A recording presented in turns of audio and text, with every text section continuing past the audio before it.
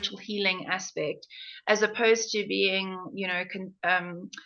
simply labeled as a predictive tool. It's actually something far deeper. Like, what are your thoughts on how the tarot is, a spiritual tool towards healing and self-development? I mean, back as a baby reader, all I understood was that tarot was this predictive tool, and that's predominantly how I used it. It's how I established that I had the gift of foresight. And as the years wore on and I became more knowledgeable and wiser, I realized not everybody has that gift of foresight, and that not everyone can pick up the cards and use them that way, but anyone can pick up the cards and use them for understanding the self, for working on your shadow, for guidance, or how do I get through the situation that I'm dealing with? How do I um, work through this pattern that I consistently keep repeating? And over the years, I've shifted more into seeing the tarot as a tool for self-development, and a tool for really learning to fully understand who you are as a person and the experiences that you have in life, because the cards are very archetypal in that way. If you can think of any experience that you could possibly have within a lifetime, there'll be a card that you can associate to that.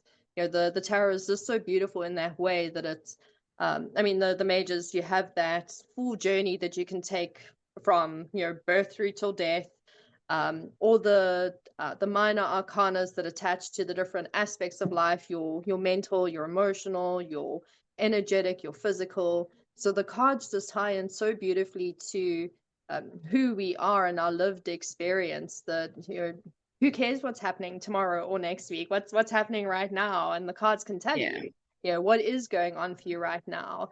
And there's the really great saying, I know my brother had it up on his wall for a number of years, that the only way to forecast the future is, the only way to predict the future is to shape it for yourselves. You work on your future here in the present moment. You don't work on it next week or in 2 weeks time. It's here is where you make the future, and here is where you should be reading with your cards, because the insights will be way more beneficial than, what's going to happen in 2 weeks time, and who am I going to marry, and what's their star sign going to be. I think that was probably my number one question over the years.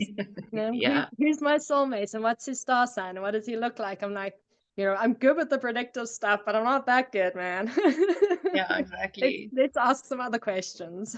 Yeah. It's so beautiful what you're mentioning, because I think that was something that I discovered as well. And let's be honest, the tarot is quite uncanny in its ability to make suggestions of what can happen, and it's funny how it often does come around. But I try to encourage, just as you, my clients, not to focus so much on the future outcome, and rather to focus on your own ability to be the magician, to use one of the archetypes that we teach. Here and now, what magic should we make together here and now, so that the chosen outcome is what you get, because that is what self-mastery is about. And you're talking about, the power of working with the cards in the present. And I think that, that's what I discovered when I started working with the archetypal imagery and the archetypes, and understanding how the tarot is a tool to have a deep and meaningful conversation with our higher self and with our unconscious, which is this amazing, vast depth part of us. And I think that people misunderstand the absolute magic and the vastness of what can happen when you start to converse with yourself in this kind of intimate territory.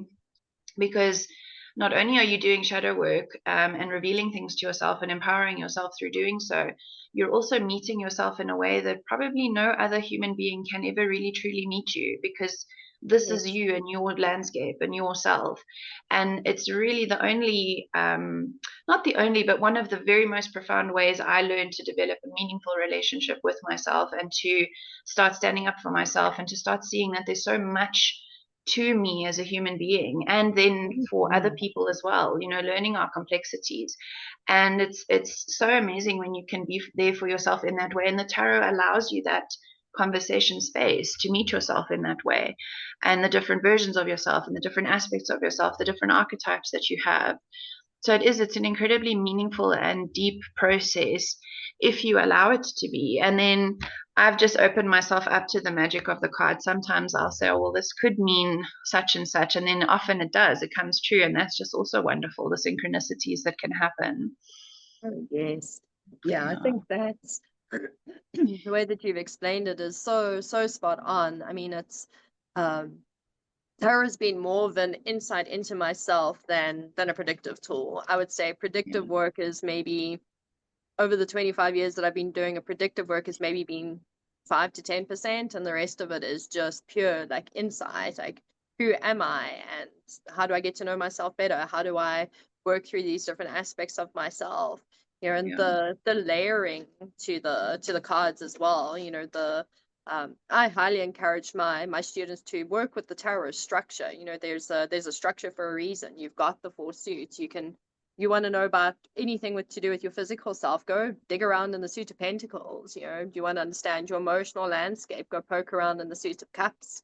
To understand the authentic and the soul, you dig around in the major arcana. You know, pull the cards apart. You know, break the structure up and work with the structure. There's so many beautiful ways to work with the cards, and when you really get into breaking them down and using them like individually that way. I'm also a big fan of like draw a single card. You know, you don't need to draw 5 cards or 10 cards or the whole set.